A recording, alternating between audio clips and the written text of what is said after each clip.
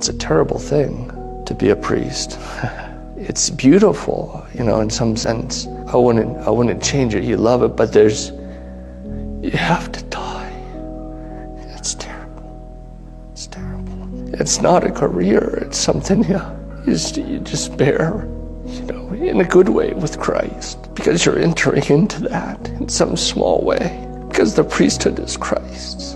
And so, it's a fearful thing to be a priest. It's really a fearful thing. God help us. God help us. We're men, men who make mistakes. Hopefully we're upholding church teaching as best we can. If you want to be a priest, then you have to be ready to suffer.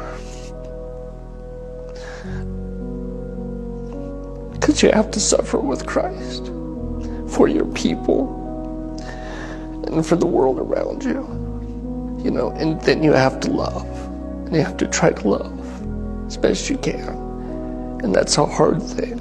It's a hard thing, and there's so many temptations, there's so many temptations for priests to really pray for them. But if you're doing it, it's not a career. It's not a career. In fact, if you want a career, it's the worst career choice you could ever make in your whole life. So don't do that.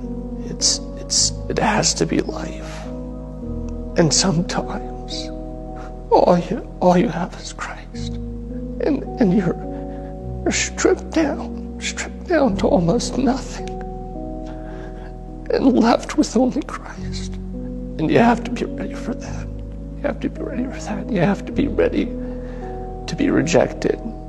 You have to be ready to be persecuted. You have to be ready to love when people don't love you.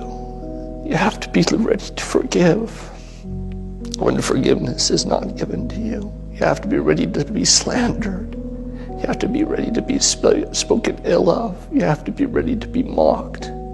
You have to be ready. All Christians do, but in some sense, in a more potent way, the priest has to.